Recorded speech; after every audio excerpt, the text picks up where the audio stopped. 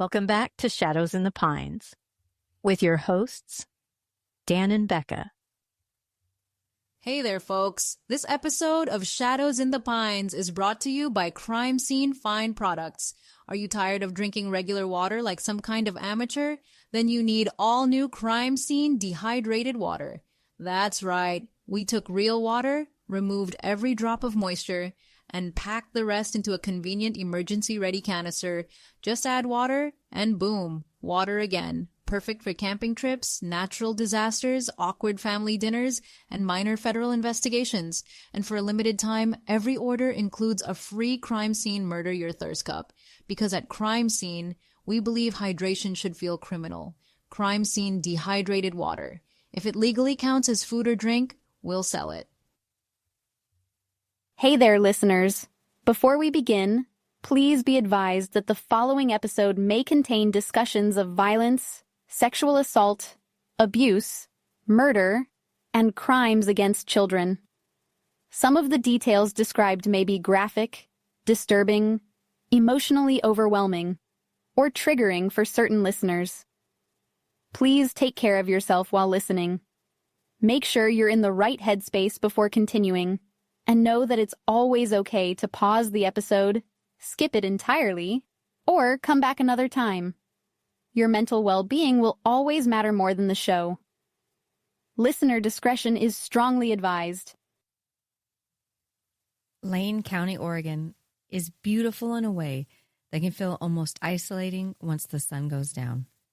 The roads outside Springfield start thinning out into long, dark stretches bordered by trees, gravel pull-offs, old fences, patches of field disappearing into blackness. At night, headlights become their own little world out there. You stop seeing towns, stop seeing people. Eventually, it's just road, darkness, and whatever happens to be sitting in front of you inside the car. And on the night of May 19th, 1983, one car moved through that darkness, carrying 3 children home. An 8-year-old girl, a 7-year-old girl, a 3-year-old little boy. By the end of the night, one of those children would be dead. The other 2 would barely survive. And a story told on a dark rural road outside Springfield would divide investigators, reporters, and the entire country for years afterward. Because almost immediately, the case stopped feeling simple. The interviews felt strange. The details kept shifting. And somewhere underneath the media attention, the courtroom footage, and the arguments people still have about this case decades later, there were still 3 children trapped inside a car on Old Mohawk Road with nowhere to go. And even now, all these years later, people still go back to that road, trying to figure out what really happened there that night.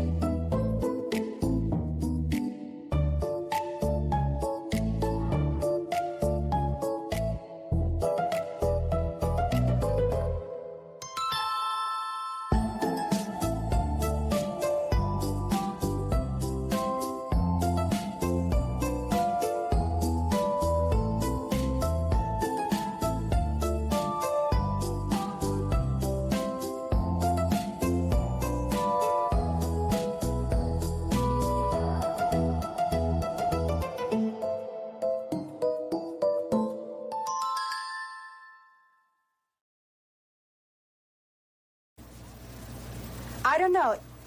A lot of people, when something traumatic happens to them, they suppress it immediately.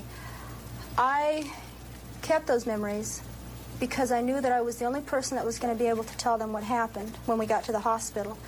And when I got there, the first thing I said was call the doctors. Second thing was the blood type. Third thing was call the cops because they've got to find him. And so I had to remember as much as I could remember. When this man shot my daughter, my first reaction was to snap back to my childhood to the pain that had happened to me back then, my marriage, my entrapment by society. This man was bigger than me. He was stronger than me. He had more power because he had a gun. He was in control, and I was not. And there was nothing I could do. And I stood there, and I looked at Christie reaching, and the blood that just kept gushing out of her mouth. What do?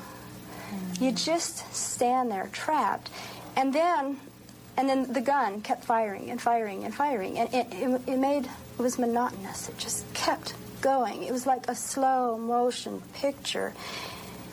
And then he swung around towards me, and this is something that I did not recall when I was explaining to the cops, because it wasn't like a movie when I was telling them. I was telling them what happened, the important details. He shot my kids. I pushed him. I ran. And when he swung around, he was pointing. When he swung around, it hit the tips of my fingers. The gun hit the tips of my fingers, and that snapped me. And I went, wait a minute. I'm not trapped by society.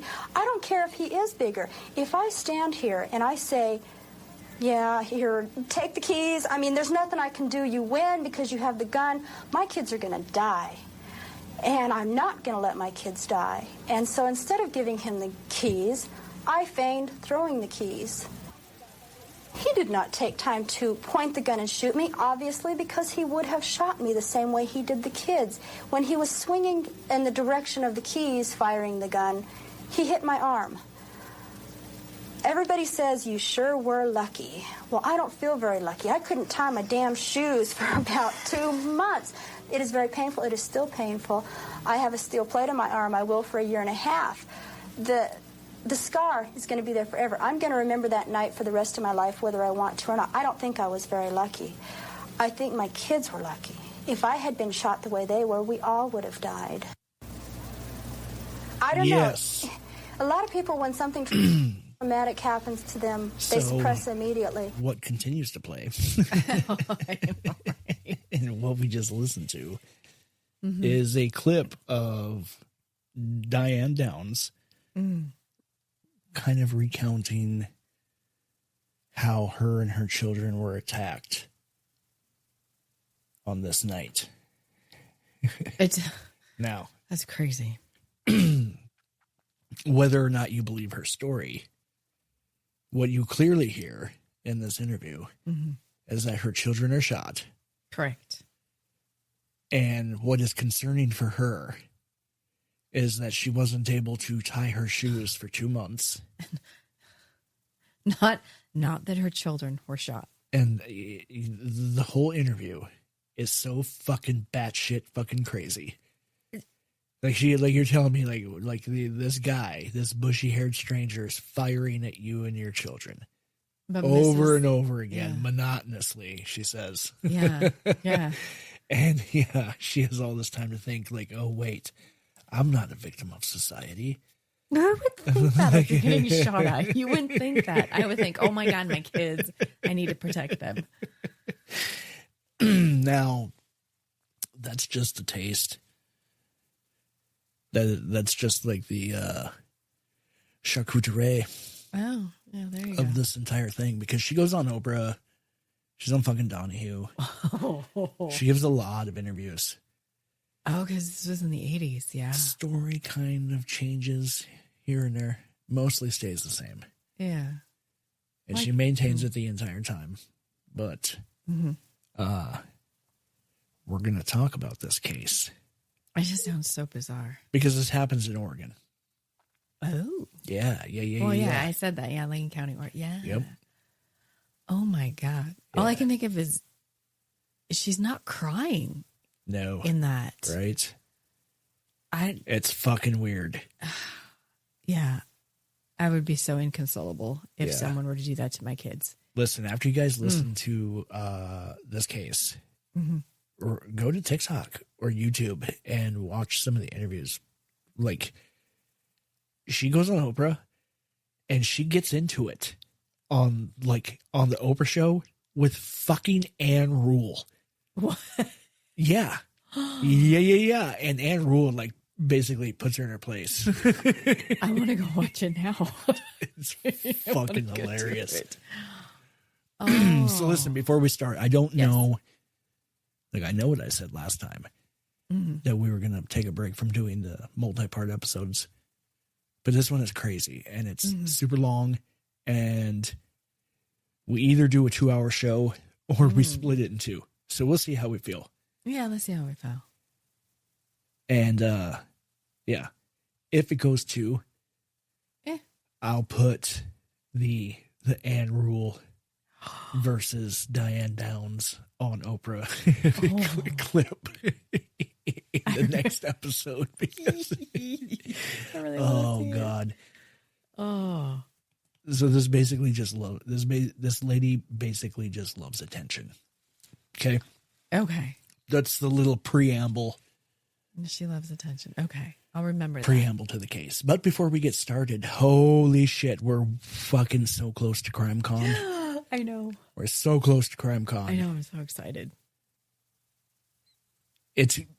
I'm just going to be absolutely fucking amazing. Can you even believe it? I know. All the people that are going to be there. I know. I'm so I can't even think of one of them off the top of my head. No. Paula Zahn. Oh my God. I'm just going to be like the whole entire time, like, hey, did you see that person? You know, fangirling. Yes. That's awesome. Yes, that's what I'll be doing. Hell yeah. It's, your birthday is 2 days away. Yes, it is. And then yours CrimeCon's 3, we leave in 3 days. Uh-huh. And then what happens? And then it's my birthday. Mm-hmm. Yes. And fuck yeah, it'll be a good time. Yeah. It's going to be awesome. There are worse ways to spend your 50th birthday. Behind bars, I think, would be bad. Like jail bars. Not like, yeah. No, if being a you bartender. need to be in front of the bar. Yeah. And not bartender. on the bar. Yeah. This is not Coyote Ugly. No. So, yes, we're very excited about that. But let's talk about this this insane. This lady's fucking crazy. Yeah. So, from what I saw in the film, yeah, she's yeah.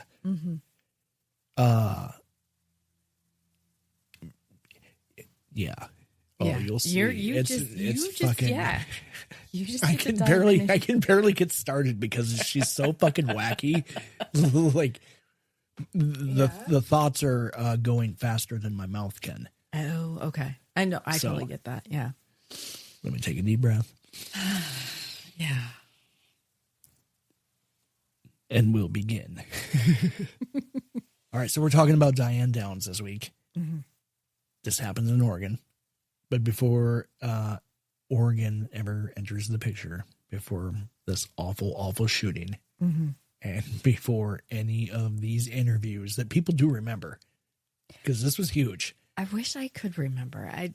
It must not have been on my radar. Do you know what I mean? Yeah. Before any of that, her early life is already complicated enough that investigators later spend years trying to figure out what parts of Diane were real and what parts were basically performance. Because that just sounds messed up. Because people did not walk away from her with one consistent impression. Like even years before the case, some people thought she was warm and funny and outgoing. Other people thought she could be manipulative and emotionally cold.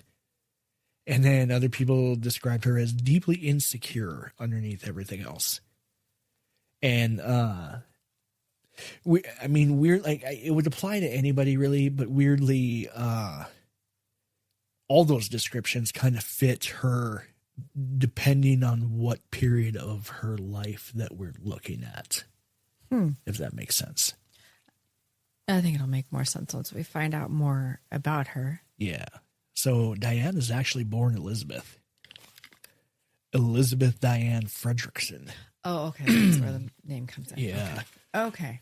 On August 7th, 1955 in Phoenix, Arizona. And she's the oldest of 4 children. Strict Baptist family, conservative household, very rule-oriented. And, of course, the more you dig into that kind of family dynamic, the more it sounds emotionally rigid, kind of more than openly chaotic. Her father, Wesley, Where's? I love that show. Worked as an engineer, and her mother, Willadine. That's a fucking hell of a name, right? Willadine. It's not strong. It's not Willadine like Paula Dean. It's Willadine. All one word. Like Beyonce.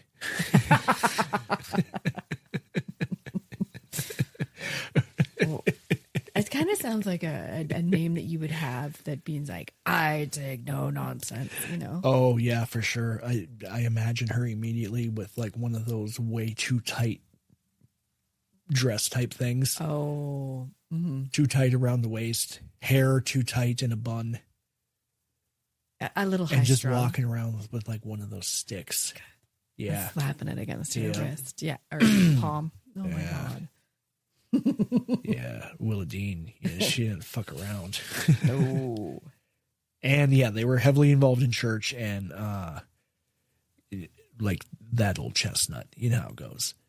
We talk about it a lot.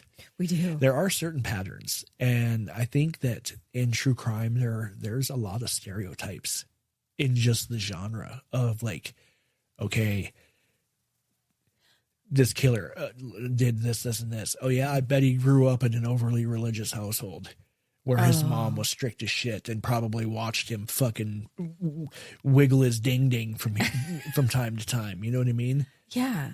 And then I'm like, but now that you mention it, you it's just just got like, 3 out of 4 of them right. Oh, my God. It's true. It's true. Yeah. Don't be so strict, people. So, yeah, let your kids live. Yeah. Breathe a moment. Good Lord. Anyways, we're not trying to tell you how to parent. No, God. You do you. And Diane will do Diane, and we'll see how that works out for her. Yeah, I know. I want to know more. So this weirdo described feeling emotionally disconnected from her parents pretty early on. And later in life, especially after this case kind of becomes national news, Diane accuses her father of sexually abusing her, beginning around when she was 12 years old. Now, of course, her father completely denies the allegation. There's never been any kind of independent evidence proving that it happened. So we're not going to state that it's factual. No. We're just going to say that that's what she was claiming. Mm-hmm. Sounds convenient. I mean, she claims a lot of things. So, and she kind of would really kick that fucking dead horse for a while after. Oh, kind of like, well, this happened to me for me. Yeah. This is, oh. So, now, whether the allegations are true or not, one thing that becomes obvious really early with Diane is that she seems desperate for validation and attention almost constantly. Now, not necessarily affection, attention.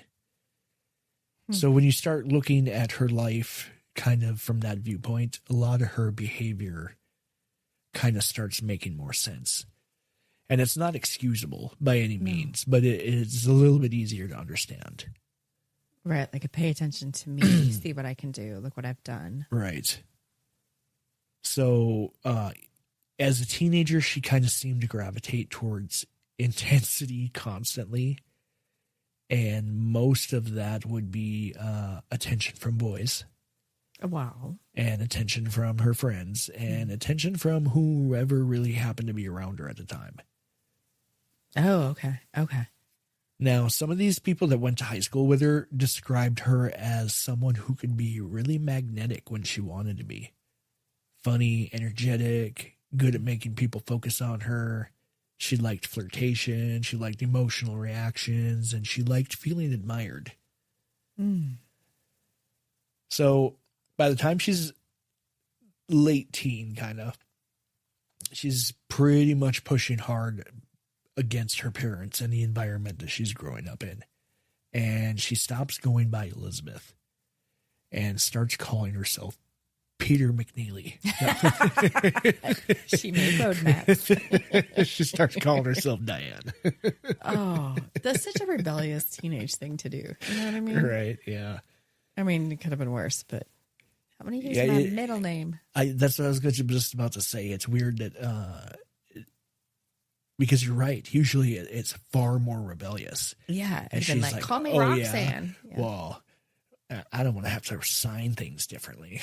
I'm too lazy for that. Just call me Diane. We'll just drop the first name. Yeah. Fuck you, Mom. I always hated Elizabeth. Yeah. Yeah. But the point in that is that she's constantly trying to reinvent herself, this woman. Like throughout her entire life, from childhood through adulthood. For the attention. Right. Okay. I wonder if it's a syndrome. Oh. Did you just stumble across something? No, I think it's got to be, right? Like I'm sure that we're just not aware of it, but like someone who, like the personality type where they constantly need the next thing. Like nothing's ever good enough. You know what I mean? Like the house and the car and the boat and all that's not good enough because now they need to go on vacation. And well, that place wasn't cool enough. So now let's go do this. You know what I mean? Yeah. Something more on edge, newer, one-upping. Yeah. So that's the type of personality she is. Oh, that just makes me sad. Yeah. Like what's next? What's next? Wow. Yeah. She's she's not good at living in the moment, this one. That kind of breaks my heart. Yeah. So when she's 14, she starts dating a dude named Steve Downs. And Steve's a little bit older and he lives nearby. And Diane's parents absolutely hate their relationship immediately. But what do you think that does? Right. You don't like him, Mom and Dad? Exactly. I love him. Yeah, it just mostly drives her closer towards him.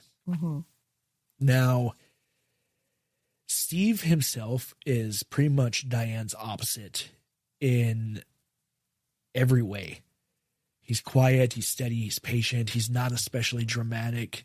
So when you read about the two of them together, it kind of feels like one of those relationships where one person's constantly like the tornado and the other person's just trying to keep the fucking blinds on the house and then cleaning up the mess afterwards. That would be so exhausting. Right. Oh my God. Yeah. He's just trying to stabilize shit. More power to him. Yeah. So he eventually joins the Navy. It's just kind of funny.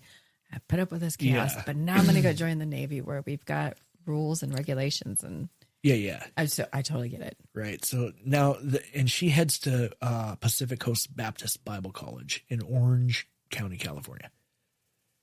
Okay. So they're not together.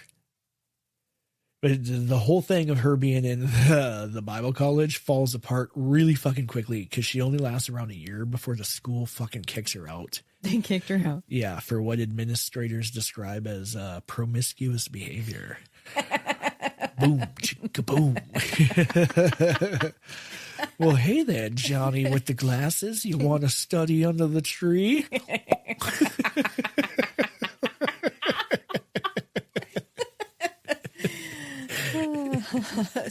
That's my very awful impression of a promiscuous woman. It is awful. It was great. Oh my God. Well, Stevie Bookworm, is that a ruler in your pocket or you just happy to see me? It's a ruler.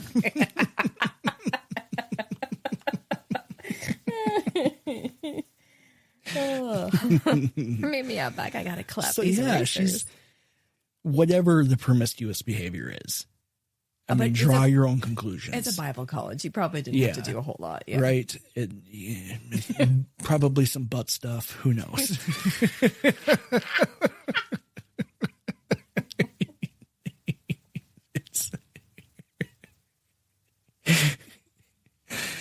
You never know. It's Bible college. I'm saying.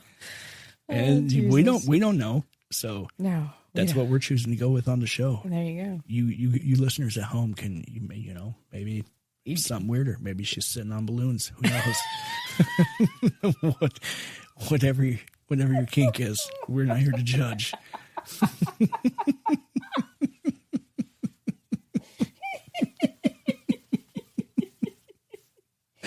So she's promiscuous, and they kick her out. And that word ends up attached to Diane constantly. Are you okay? She's laughing so hard. Hey, now, this is supposed to be serious. It is. Sorry. People's lives are at stake.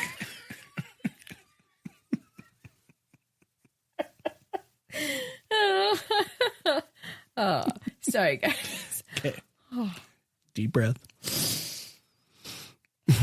You like the butt stuff? That was funny. Stop it. I'm supposed to be serious right now. Okay, poor Diane. She gets kicked out because she's promiscuous. She's kicked out. She's being promiscuous. That's right. A year. Wow. Beyond that, she's also being manipulative and seductive. It sounds a little... Because it's back in the day, you know what I mean? And these are uptight fucking old white dudes. Right. They're like, oh my goodness, she's showing bare shoulder. Get her the fuck out of here. So it could have been something as simple as that. You know what I mean? That's true. Like, yeah. She's showing knee. Right, exactly. I was just going to say, if your fucking- dress wasn't long enough. Or your Yeah, skirt, exactly. Yeah. So, Or she wore pants when she wasn't supposed to. right. But also it is California. So, I mean, you'd think there'd be a little bit of leeway. So who knows? Right. I say it's somewhere in between. The super strict nun-like behavior. Yeah. And... Yeah. So, anyways. We digress. Sorry, guys. Yeah. So she gets kicked out. And after a while, she reconnects with Steve. And eventually they get married in November of 1973. Oh, wow. And for a little bit, it looks a little bit normal. They're a young married couple trying to build a life together, trying to figure out adulthood, trying to figure out how to make money stretch for bills, And, but their early married life sounds very stressful immediately because Steve's working constantly. Money is very tight. And, they have 3 kids. Wow. Now, Christie's born in 1974. So not long after they got married. Right. Mm-hmm. Cheryl in 1976. Good year. Very good year. And then they have a son, Danny, born in 1979. Oh, okay. So, I skip forward a little bit. Naturally, they got their honeymoon phase. Yes. Till about the time Danny's born. Hmm. And by the time he comes along, the marriage is kind of deteriorating. That's kind of sad. Pretty badly. Because there are affairs. Oh. And then other stuff, that's common in most relationships. Arguments, some jealousy and money problems. And, Right. But the affairs. Now, after Cheryl is born, do you remember which one Cheryl is? She's the middle one. She's the in middle one, 76. number 2. Yeah. Yeah. So after she's born, old Stevie boy's like, I don't want any more goddamn kids. Mm-hmm. And he goes and he gets a vasectomy. Wait. Yeah. So when she becomes pregnant with Danny, Steve catches on pretty quick that the kid's not his, and that his wife's a fucking whore. Mm-hmm. Yeah, she's fucking out in the neighborhood whoring it up with her fucking whore friends. They're fucking more friends. That's a horse club. Yeah. No, you can't put the hard O on it. Uh-huh. You got to say whore. Because if you say whore, it sounds degrading. But whore, it's fun. It's casual. It's loose. Hey, she's having fun. She's a whore.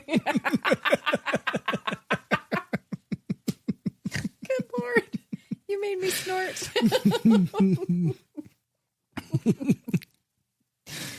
So, but he doesn't leave, of course, because he's a good dude. Mm-hmm. He's like, all right, I forgive you. I'm going to stay. Yeah.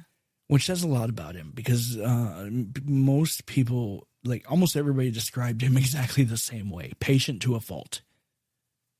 So he's quiet, he's stable, and he's the one, like we said, you know, cleaning up the mess, trying to hold the marriage together, even after, you know, fucking most people would have probably already walked away from this shit. Like, nope, done. I ain't signed up for this type of crazy. I'm out. Exactly. Keep them kids. So by 1980, their marriage finally collapses into divorce.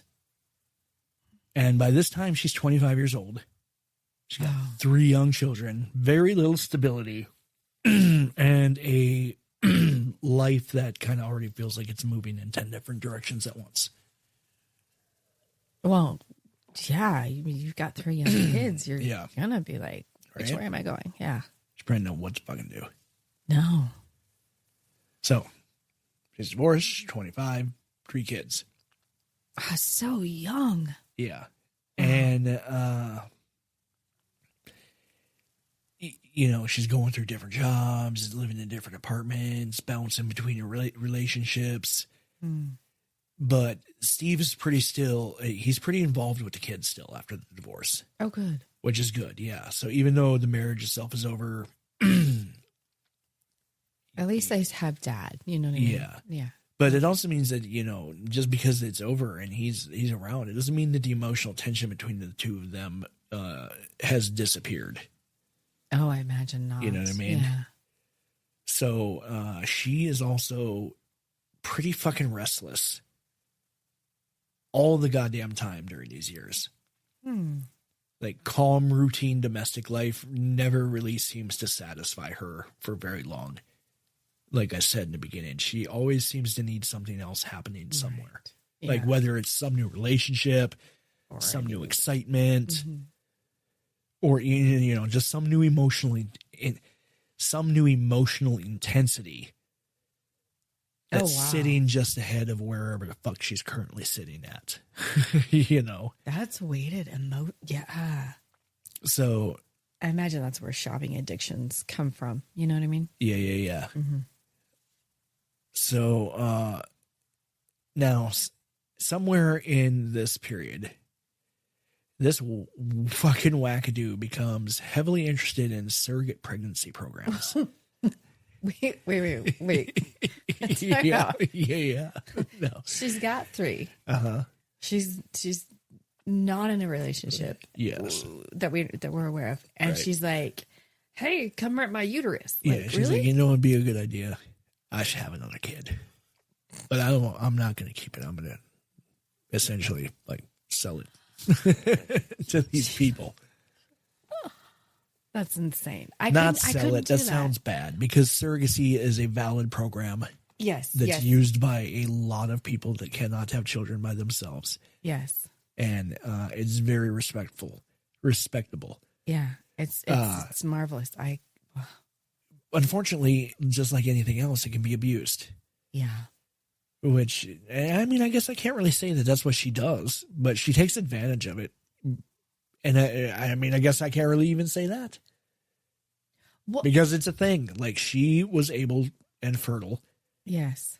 So essentially, and this is the 80s. The shit was weird back then. Yeah. You know what I mean? Yeah, it was pretty But it was also a lot of fucking money. I think it was like upwards of $70,000, like between $30,000 and $70,000, depending on where the said baby was going. You know what I mean? Okay. Yeah, if you're tracking what I'm putting down. I do. And so that's a lot of money. That is. So I'm sure, because I'll give her the benefit of the doubt, and I'm sure she's thinking, okay, how the fuck am I going to pay for the kids I got? Right. I'm going to do this, and then at least we'll have some money. Right. So. Oh my God, that would have been a little hard to explain though. Like, yeah, mommy's carrying a baby, but it's not going to live with us. Yeah. Well, she almost doesn't get to do it because she applies multiple times and initially like fails miserably the psychological screening process. Oh. Eventually she does succeed. But wow. I'm over here wondering what the psychological process was. You can have a weird surgery done if you ask enough doctors. You know what I mean? So it's true. That's true. So yeah, she does end up going through with it. She carries the kid to term, gives birth in 1982, signs away her parental rights, and receives a hefty payment for the arrangement. Mm-hmm. And then starts talking about doing it again not long afterwards. Oh, give your body a little time. Yeah. Oh my God. But I mean, if that is a great way to provide for your kids, then you totally understand that. And, you know. Right. So, people around her at this time described her as someone who seemed deeply drawn toward emotional attachment and attention, but also strangely inconsistent once ordinary responsibility entered the picture. Now, she wasn't openly cruel or openly abusive, just emotionally unpredictable. Oh, okay. Okay. Yeah. So, I mean, she's kind of sounding like a manic. I know, right? Okay. A little bit bipolar, maybe. Who knows? Oh. Emotionally unpredictable is a good term, though, so we'll go with that. I like that. But yeah, I mean, she's a surrogate. That's not really working out. Mm-hmm. It does a little bit, but she still needs a job. Yeah. So I mean, she goes and she gets a job, the best place an emotionally unstable individual can, at the U.S. Post Office. I expected you to say strip club.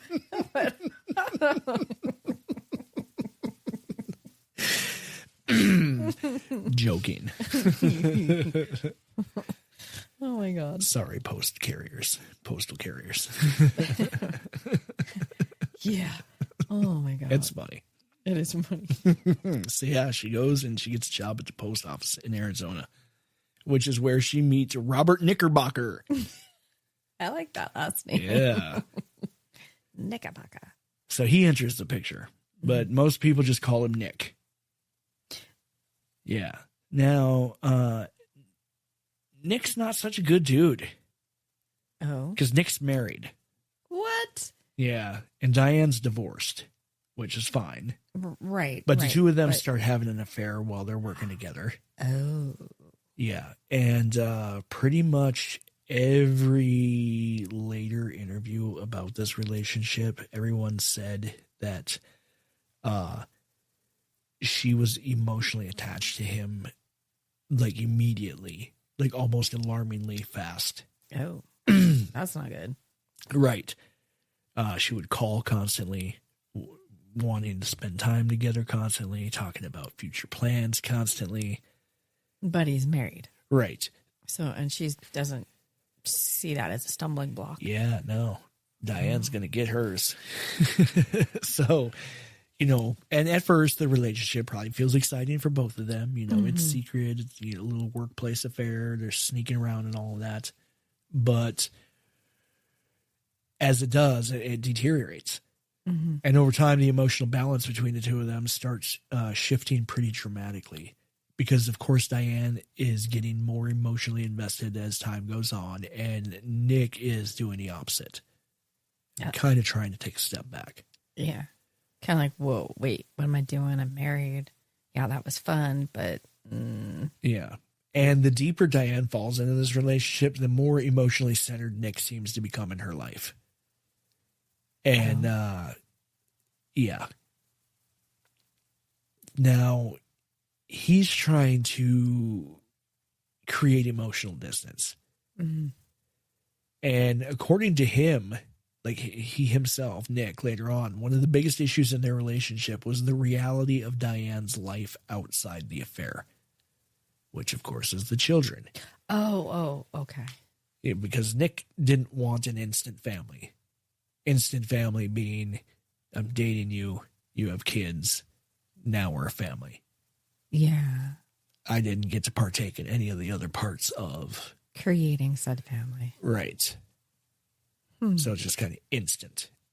He wanted no part of it, which is his prerogative. Right. You know what I mean? It's not for everybody. Correct. And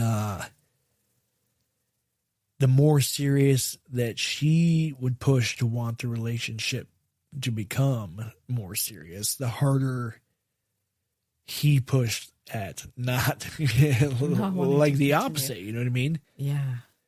And she did not handle the emotional rejection at all at all.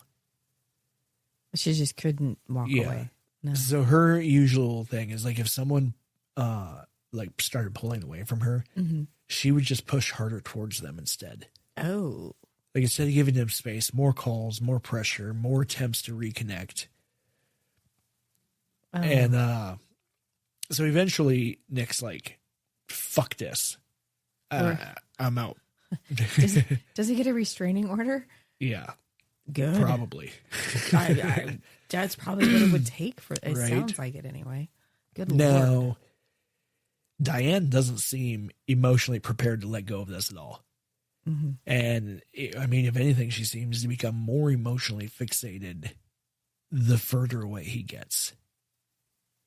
Oh, that's just sad. Right? That is just sad. Yeah. Read the room, Diane. Yeah. Come on. So eventually she's like, fuck it. I'm going to move to Oregon. And she does this in 1983. Does she have family? No, I don't think so. I think she's just trying to start over. Oh, okay. She doesn't move into a new state, new surroundings, just trying to rebuild her, life after a divorce. Yeah. Well, like you had said, she was trying to reinvent herself throughout her lifetime. Yeah. So that makes sense. Which she does a lot. But emotionally, she never really seems to leave Arizona behind at all because she's still completely wrapped up in Nick. She still calls him constantly and, tries to figure out ways to reconnect with him. Oh, that's expensive. Yeah. Now, long distance, right? Long distance in the fucking 80s. Yeah, right. Before 1-800-COLLECT. Gotta wait for 6 p.m. so I can make the better call. Yeah. Oh man. Remember those? Like you had to hit like star and then there was like some kind of fucking long code, like star 231799999 for lower rates. Yes, I remember. Yeah. Fuck. Oh my God. That shit was crazy. I'm glad we don't have to deal with that anymore. Anyway. No, the only fucking place you see a landline anymore is like a business. Oh, that's true. Right? Yeah. I'm like, when's the last time you heard someone I have to go buy a new house phone? I had one for a very, very long time. That's barely a section in Walmart anymore. Like home phones. Oh, yeah. I wonder if like people in nursing homes and stuff, I wonder if kids like set up like a real phone like that for their family members when they go in. I wonder. I don't know. I just digressed. Wait, what? Like if you're sending your grandma and grandpa into a nursing home, like I wonder if they give them a landline. In the place? Like, probably, yeah, because they're old. Yeah. And that's what they know. Yeah. It's a familiar thing. That'll probably be phased out at some point too, though. Yeah, because they're going to be gone. Like you're going to stick grandma. Yeah. And like, here's your iPad. Yeah. Yeah. Grandma, don't download anything, Grandma. We're going to put instead of child locks. Here's your iPad and the card that contains your food credits. If you need help, push the button on the wall. A robot will be along to steal your medicine. Robots. Oh my God. Sorry. Tangent. Sorry, guys. So yeah, she's up in Oregon, but she's still pining after Nick. So, God, poor heartbroken gal. Yeah. Now she's up there and she's trying to adjust to her new life, but her emotional state seems to keep getting more unstable because all she can seem to focus on is wanting this relationship with Nick, and it's hanging over everything. The obsession. Yeah. Yeah. Poor gal. So, she's trying to function normal life. kids still being kids. And, like you said, she might be a little bit bipolar because one day she sounds upbeat, the next she's kind of devastated. 1 minute she's talking about moving forward with her life, the next she's back to obsessing over her failed relationship with Nick. So by the spring of 1983, everything underneath this woman's life is kind of unstable. Oh. She's overwhelmed, money is tight, and the kids are still all right there. Mm-hmm. And she doesn't have anybody there to help her. Right. Oh. Then May 19th arrives. Mm-hmm. So May 19th, 1983 is a Thursday night, and Diane has all three kids with her in the car. Christie, Cheryl, and Danny. Mm-hmm. 8, 7, and 3. Little kids. Yeah. So earlier that evening, Diane had been in the Marcola area visiting a friend named Heather and Heather's husband. So this is not Diane leaving some crowded public place and immediately going straight home. There's movement first, there's visiting, there's, the normal little end of day stuff that probably feels completely ordinary to the kids sitting in the car. Right. Like, this is just what we do. Yeah. And by the time she's driving outside Springfield, the kids are asleep in the car. Or at least according to the account that she gives later. Right. And instead of taking the most direct route home, she decides, I'm gonna take Old Mohawk Road. Oh, maybe to let the kids sleep a little longer. Yeah. Now, she would say that this little detour was for sightseeing in the middle of the night. Okay? There's not a lot to see. Right, exactly. It's a strange word. Yeah. Yeah, because like I said, it's late at night. Unless there was a clear sky and she just wanted a better view of the star. I don't know. Maybe, who knows? It is rural Lane County, like you said, and it is dark. Right. But Old Mohawk Road is not a bright scenic overlook where you pull off with three little kids and look at anything, really. No. It's a rural road outside town. Well, that's an odd choice. Yeah. So, the kids are asleep. And according to Diane's account, she sees a man near the road trying to flag her down as she's driving. Okay? Oh, that's so scary. And this is where her story begins. Okay? The story that she's going to tell. Okay. Now, she says she stops the car. Why? You're single, white. I don't care if you're white. I don't care. You're a single woman. You got kids. Don't stop the car. Don't stop the car. Yeah. Like you're. Okay, sorry. So, yeah, I mean, don't do it. It's a bad idea. And you got your kids with you. Yeah. And you don't know this dude? No. You don't fucking know this dude? No. This is scary. So, but she's like, yeah, this seems like a good idea. I'm going to pull over. See what this guy wants. He's flagging me down. And she stops. She says the man comes up to her.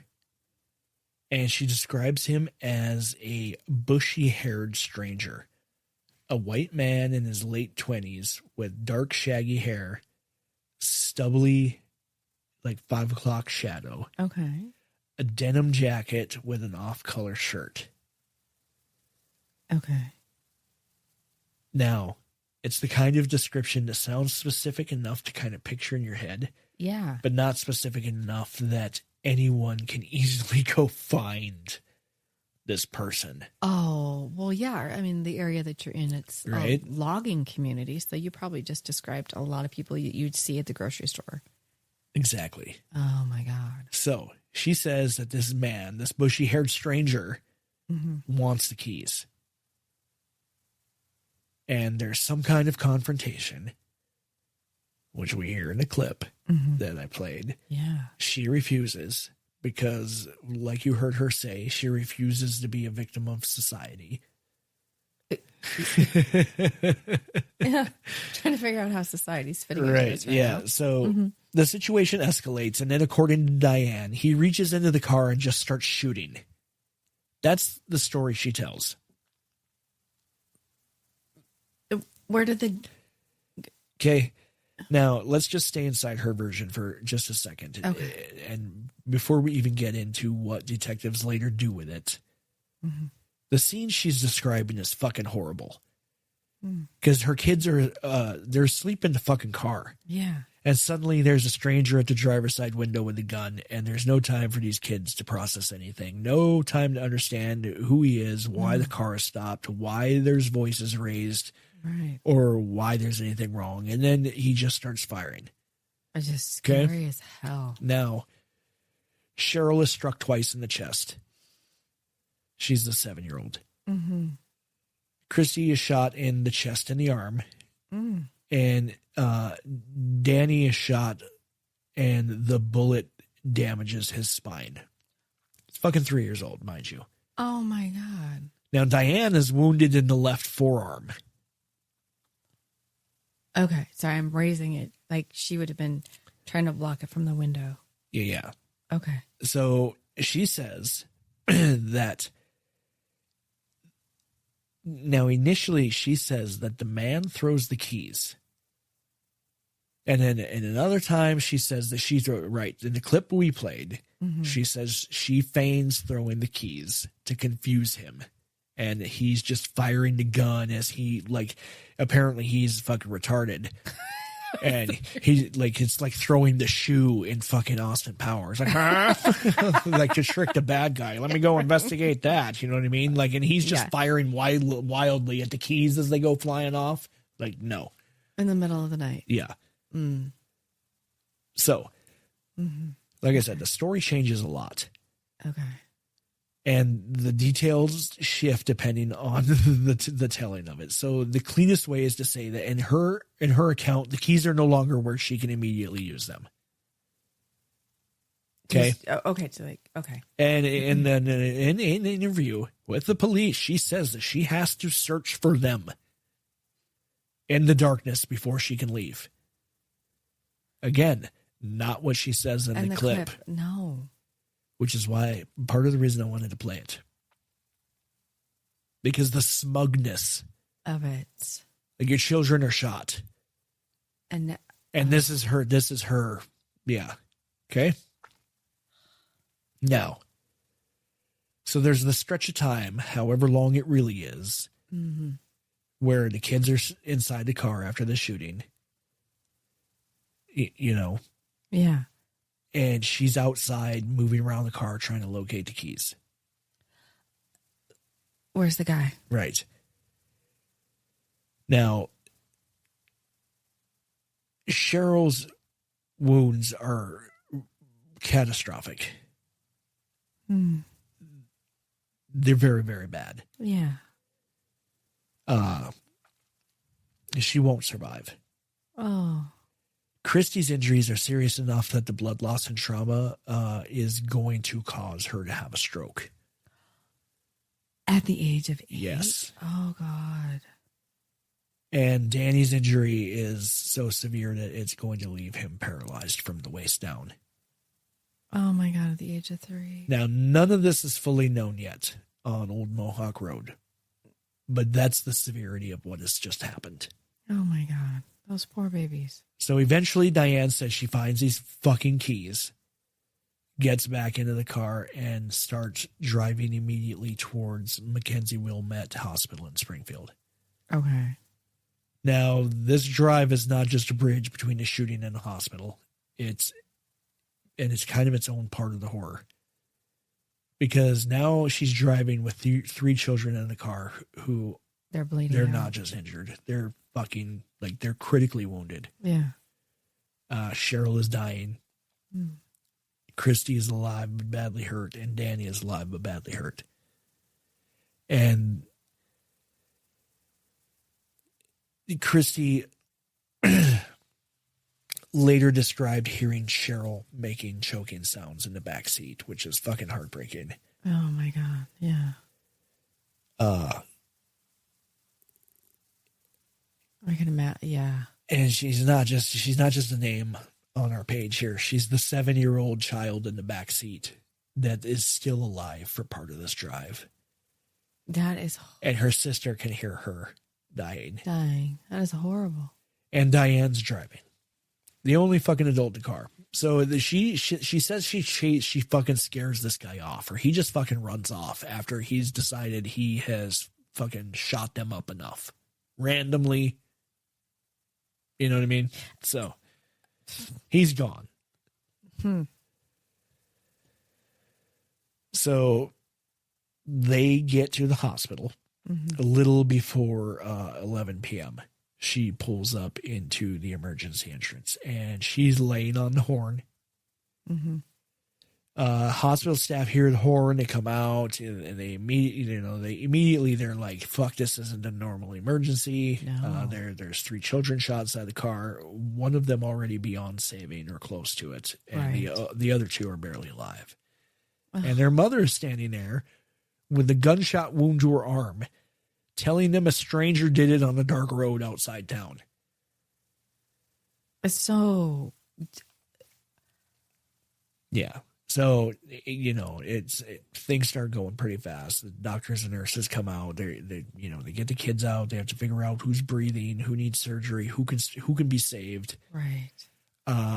Unfortunately, Cheryl, the 7-year-old, is pronounced dead on arrival. Oh, poor baby. Christie and Danny are still alive, but barely. And you got Diane here fucking making everything worse. There's so much because chaos. she just insists on weirdly repeating the story about this guy over and over again to these people in the hospital. That is odd. Yeah. So by the time police start hearing Diane's version of this shit, they're not hearing it in a calm room with clean notes and time to think. They're hearing it in the middle of a hospital emergency with children being worked on, staff moving everywhere. You know what I mean?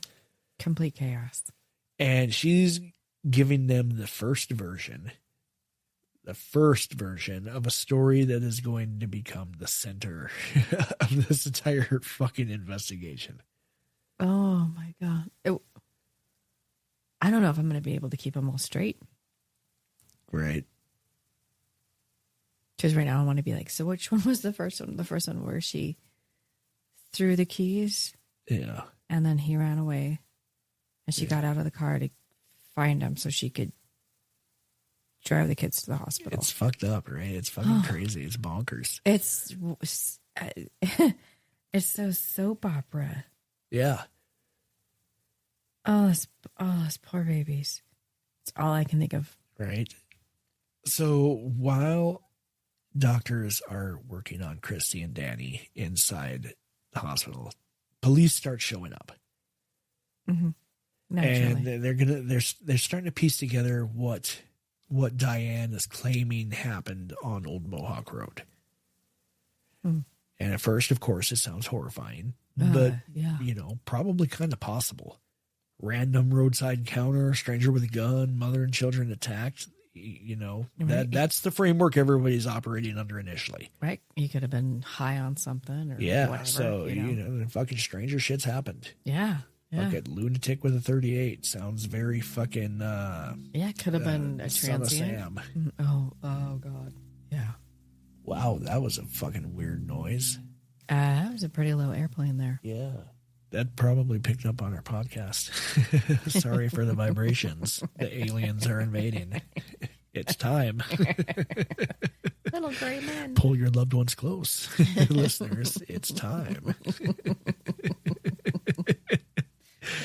So yeah, that's the story they're operating off of, and that's what they have to go off of. So they head out toward Old Mohawk Road that very same night, trying to lock the scene down before anything gets disturbed. And once they get out there, of course, the first thing that they notice is just how isolated parts of that road actually are at night. Oh, I can, because like there's things nothing look different in the day. Than yeah, they do there's at night. no convenience stores. It's dark, like quiet And no stretches of road. Street lamps, yeah. Yeah, so. And she said this guy fled on foot. So where'd he fucking go? You know what I mean? Like, Right? where'd he go? How'd he get there? It's just so scary. That's so scary. So, meanwhile, back at the hospital, this bitch keeps fucking running her mouth, giving anyone who will listen the same description of this shooter and telling this story. Like, he's a white male with bushy hair, late 20s, denim jacket, says he wanted the keys, says there was a confrontation, says he shot the children. I'm surprised that they didn't, like, give Yeah. her some drugs to, like, make her sleep or something. Right? Or shut her the fuck up. Yeah. So now one thing that immediately started bothering a few of the investigators is the timeline involving the drive to the hospital. Because once they began kind of estimating the distances and reconstructing the route, questions kind of start forming about how long it appeared to take Diane to reach Mackenzie Wilmette Hospital after the shooting. And this kind of becomes one of the earliest cracks in the story. Huh. Now, not enough by itself to accuse her of anything. No. Not even close. But enough that detectives start looking harder at details instead of treating the scene like an obvious random roadside attack. Huh. That's quite the shift. Yeah. Now, meanwhile, there's 2 children still fighting for their lives inside this hospital while all this is going down. So, I mean, one of them is about going to have a stroke because of her injuries, and one of them is never going to walk again. Yeah. So, God, that's heartbreaking. exactly. And I say that because the emotional atmosphere around the case the first night is already really, really fucking overwhelming. Because one child's already dead. Yeah. And the other 2 are very, very seriously injured. And then this bitch is running around, not helping anything, claiming there's a stranger ambushing people on dark roads outside of the town. Yeah, I know, right? Why isn't she just, like, broken down into a heap? Yeah. Just bawling because one of them That's a very is, good question. like... Well, like you heard in the clip, she is emotionless. She's not worried about the fact that her children were just attacked. One of them is dead. Oh, that's right. Remember, her It's children... a pain in the ass for her because she's not going to have trouble. She's going to have trouble tying her shoe for 2 months, and she's going to have that plate in her arm for about 2 years, remember? Yeah. So, And her children were lucky. Yeah. Oh, my God. What Now, a bitch. So, yeah, the little details started to bother people. For example, investigators looking at the scene noticed that there doesn't appear to be any evidence of Diane aggressively speeding away from danger after the shooting. Come again? Like, there's no peel out. Oh, what? There's no evidence of her, like, having sped away. Because she was just attacked, mind you, and she's trying to get these kids to the hospital. And there's no evidence that she fled the scene with any kind of urgency whatsoever. Okay? Oh,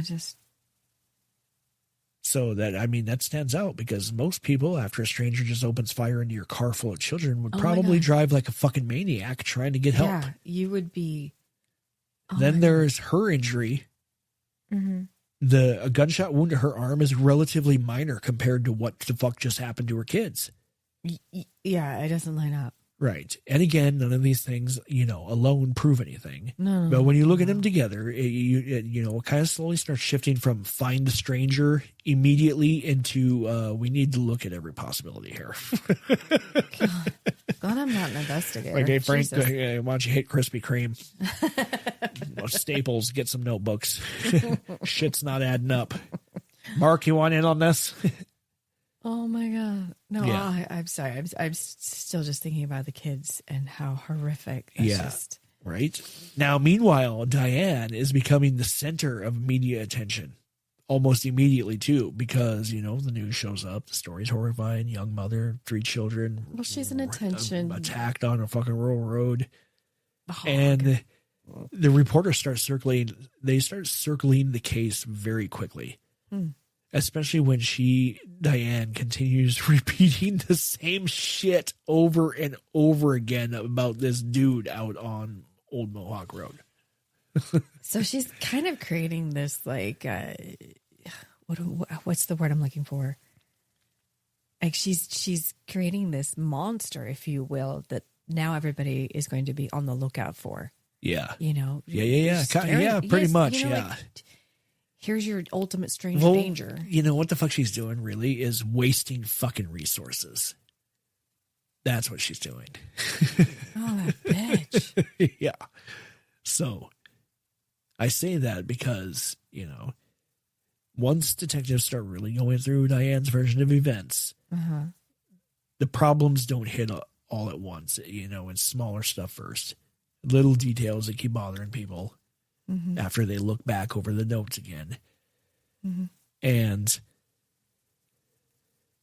you know, like I said, one of the first major issues was the route and how long it took.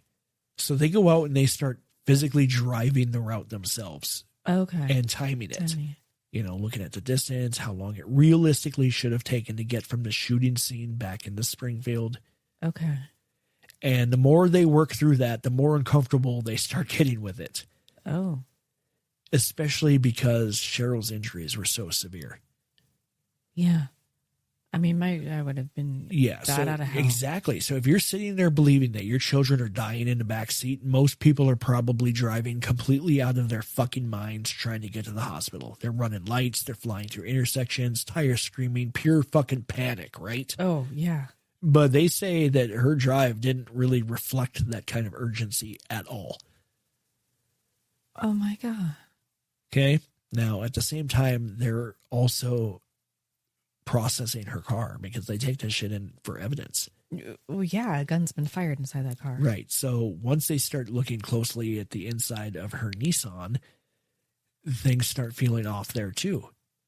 The gunshots, the seating positions, the trajectories, the physical layout inside of the car. None of it immediately screams, Diane did this. It's not like detectives walk up to the vehicle and suddenly solve the case in 5 minutes. You know what I mean? But little by little, they stop looking at the shooting like a straightforward roadside attack and start looking at it, you know, a little more accusatory. Yeah. Oh, kind of like when a spouse dies, they look at the other one automatically. And she's sticking with her story.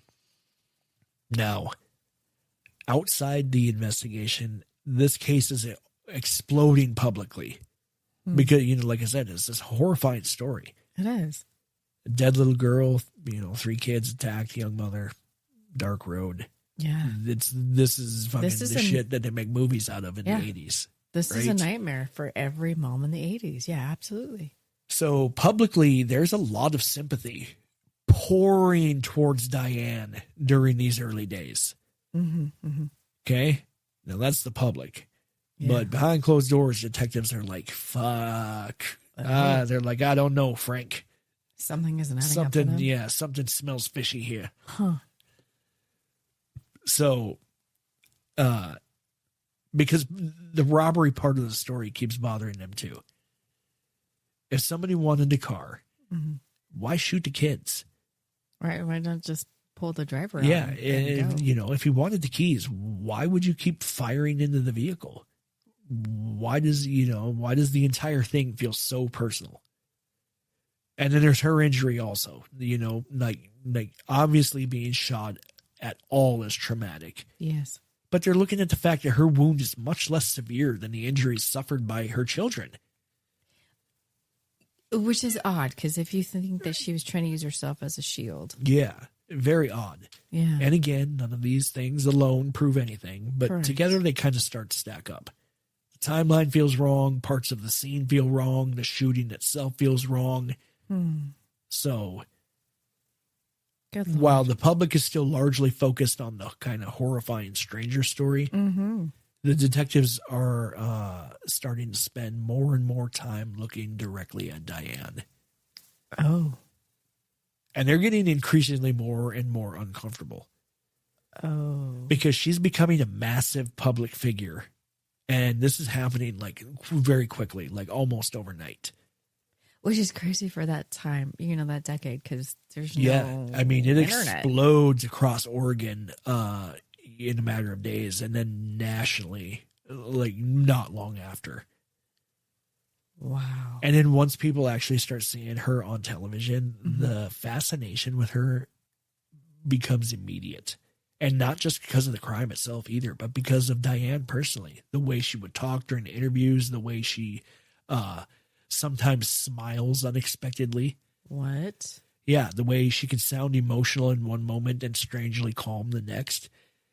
And this is kind of where the case starts dividing people, because if you go back and watch these interviews, different people walk away with completely different reactions to her. Like some people see a traumatized mother trying to survive the worst thing imaginable while being shoved in front of cameras constantly. And other people watch the exact same footage and immediately feel like something's off. Wow. Perspectives. Yeah, and that split basically follows Diane through this entire case from this point forward, because she doesn't behave the way people expect grieving mothers to behave on television. Oh, you said that, grieving mothers, yeah. I would expect tears. Something different, yeah. Or so there are moments where she laughs nervously, moments where she smiles, moments where she seems more focused on describing herself and what happened to her than what happened to the children. And we've just heard that firsthand in that fucking clip we played. Mm-hmm. Yeah. Now, obviously, trauma affects people differently. And the detectives know that too. And you can't arrest somebody because they cried the wrong way or smiled at the wrong moment during an interview. Damn it. Right? But at the same time, they're already uncomfortable with her story. Like something's hinky. Yeah, so now they're watching these interviews while also trying to reconcile the physical evidence from Old Mohawk Road. Okay. But the media attention around this bitch just keeps growing. That's got to be putting some pressure on. Right. So, I mean, reporters are fucking everywhere. I mean, everywhere. They're outside the hospital, outside her apartment, outside police buildings. Jesus. Yeah. And people across Oregon are following updates about Christie and Danny constantly because, both the surviving children are still in terrible condition during this time. Yeah. Danny's paralyzed. Yeah. And, I mean, so while the children are still fighting through all of this medically, Diane is fucking sitting for interviews. She's not at the hospital at her fucking children's side, which is where you think a fucking mother would be. Like, fuck no. Like, you know what I mean? Like, my child's in the fucking hospital. I'm not eating. I'm not sleeping. I'm not fucking leaving her goddamn side until she fucking wakes up. Exactly. And I know she's okay. Yeah. The last thing I'm doing is going on motherfucking Oprah with her big ass fucking head, fucking talking to her about shit. No. Every parent. Man, you remember how often Oprah would change? Back then, she was fucking big, she was small, she was big, she was small. Sometimes her fucking head was huge. Sometimes her hair was huge. She's her weird. Her hair was huge a lot. She was weird. Yeah. A lot. Sometimes with glasses. I like big Oprah. Yeah, I don't like skinny Oprah. I like big Oprah. She I was will never warm and forget when inviting, and I like the show much better. Like when she pulled out that red wagon full of fat. Yeah. I think the first words out of my mom's mouth were, someone to feed her. Right. But my point is that she's not behaving the way you think that a grieving mother would or should be behaving. Right. Okay. Right. So, and now she keeps talking about this guy and she keeps circling back to him. She's kind of obsessed about this. Yeah. So, another thing that detectives start learning during this period of poking around is just how emotionally central Nick still is in Diane's life, even after the shooting. Oh. Because Diane keeps talking about him. Oh.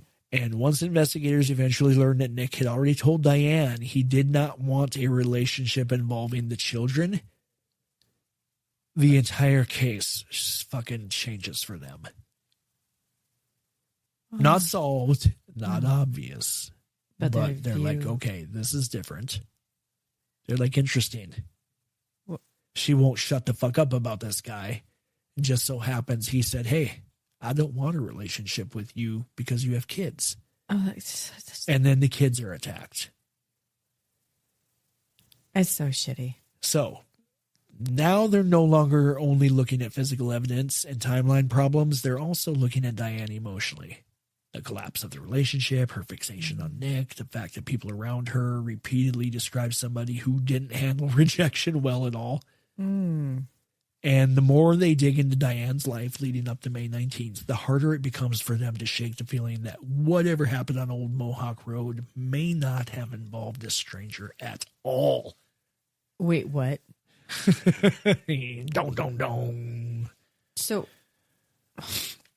okay, question. Yeah. What does Nick look like? Do we know? What?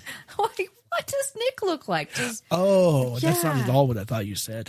oh no, Nick. I thought you said, no. What's his dick look like? No. I don't care. Let's find out. That's not important to this It's a story. spotted burrito. Past your prime, are you? Jesus. Well, no, because okay. But that's where my mind just went. It was like, oh my God, what does Nick look like? If he's know, the one who right? said, I don't want to have this automatic family. Yeah. But he was married. Right.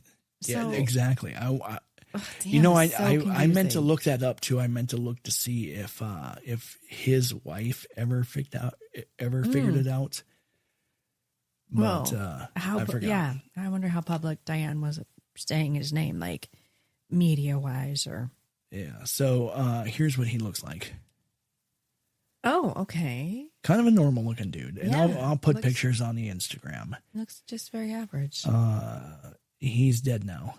Oh, may you rest in peace. Yeah. And so Oh, I was just curious if the description that she was giving about this strange man coming up, demanding the keys, and then shooting everyone because of her obsession with him, if she was just like, this is, what he looked like, or did he really hunt her down, or, I don't Yeah. know. So actually, Mm-hmm.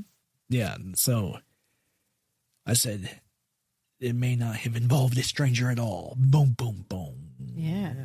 And you know what? I think we're going to leave you guys on a cliffhanger I like it.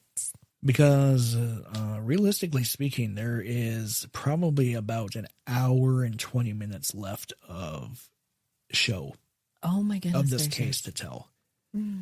I think this is a good place to stop. And we have been at it for about an hour and 20 minutes. So I think one more time, even though I don't really agree with it, we'll do, we're going to have to turn this into a two-parter. Mm-hmm. And we will record the second part of this immediately and set it to auto-publish so that you guys have something to listen to while we are at CrimeCon. I like it and 'cause- then our immediate episode the week after that Mm-hmm. will be a non-traditional episode where we talk about our adventure at CrimeCon and what we Yes. saw and all the juicy things that Oh we my learned gosh. and all the excitement. And Yeah. we'll talk about that for a whole episode. That's going to be awesome. And then we'll get back on track. Mm-hmm. So, Cliffhanger for now. Patreon. Again, no Patreon episode this last Friday. We're in the process of, I'm trying to tinker with it a little bit. Mm-hmm. Full disclosure, Patreon weeks are very hard on me Yes. because it's doubling down on gruesome and it's a lot of work. Yeah. So And it's two separate stories. yeah. So sometimes having to do the Patreon episode, it honestly fucks with my flow for getting new episodes of the regular show done, and then I fall behind. So that is why. But rest assured, those of you who are paying to be a Patreon member, new episodes are coming again. Please be patient with us as we work to improve the Patreon experience. Yes. Absolutely. And I'll tell you this, the price that you pay for it is going down also. Oh, I'm going to try to make marvelous. it more accessible to more people. Marvelous. Oh, that's so awesome. I like that. Yeah. Yay. So there's that. What else? What else? I can't think of anything. I mean, I can't wait to do a little Mini Pines episode about... Oh, yeah. Do you want to tell them? I think so. Let me give them a Yeah, little go tease. ahead. Honk your horn. Toot your horn. A beep, beep. I will toot this Yeah, horn. because it's a good one. I'm super excited. I've been looking into the extraterrestrial highway. And since we're going to be so close, we get to hopefully, knock on wood, that we get to drive part of that, go see some things firsthand. And that is, that's what I want to tell you stories about. You know, being able to be there firsthand, too, is going to be exciting for me. It's outside the Pacific Northwest, which is, but it's ET. That's the whole niche of our show. But we're a Pacific Northwest podcast going to a true crime convention, and this is part of the trip that we're taking. Yeah, it's part of the experience. So, and it's weird and odd. You just should like do a Mini Mini Pines. Yeah, it fits in my genre. In your genre. So I say, do it. Why not? I'm excited about it. Hell yeah! What? And the listeners will be excited to hear it. I think so. I can't. I'm so excited. I can't wait. Yeah. So that's this week's episode, the start of fucking this crazy bitch. I know. I'm so glad that we're going to record and then, This will work out good, actually, because I really do want to play that clip of Anne Rule versus Diane Downs on this next episode. I'm so excited. Oh, it's... I can't wait to hear exactly what has happened. So. Yeah. Like, there is, had this happened, had what happened, if you take it out of that timeline and put it present day. Oh my God. Holy shit. Yeah. It'd be crazy. Oh my God. It'd be so much more viral than it was. Because when I tell you, the people were obsessed with this woman. It's crazy. Almost weirdly like, you know how women were obsessed with Bundy? Like, they didn't give a shit that he killed people. No. Like, it could have been them. They did not give a shit because he was charming and he was cute and they looked past all that. And that's kind of almost what people do with this woman. Oh, like, they're like, no. Sick. Like, yeah. Like, that makes... Oh. And the second episode of this is going to infuriate you. Okay. Fucking infuriate you. And it involves Duran Duran. But it ain't their fault. No, it's not their fault. Oh my God. So that's something to look forward to. Yeah. That's the hook that'll bring them back for the next episode. Like, what possibly could Duran Duran have to do with this? You'll never know. Tune in next week to find out.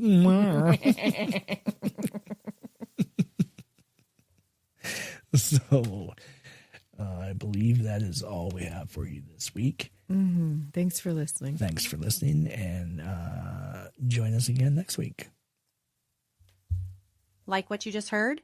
Be sure to check out our social media pages and follow, subscribe, and share us on TikTok at Shadows in the Pines, on Instagram and Facebook at Shadows in the Pines Podcast, or feel free to email the show at shadowsinthepinespodcast@gmail.com. And of course, if you want exclusive bonus episodes, be sure to join the inner circle on our Patreon at patreon.com/shadowsinthepines. Thanks for listening. Hey, listeners. Need a break? If you're looking to step away from the heavier cases for a bit, be sure to check out our palate-cleansing Mini Pines episodes, hosted by Bekah. No murder. Just history, haunts, and strange stories from all across the Pacific Northwest. It's the same eerie atmosphere you love, just a little lighter, a little weirder, and sometimes even a little fun. New Mini Pines episodes drop every other Friday at 8 p.m. Pacific Standard Time. So if you're not quite ready to leave the woods, but you want something a little different, tune in to Mini Pines, right here on Shadows in the Pines. Because even without the darkness, the pines still have stories to tell.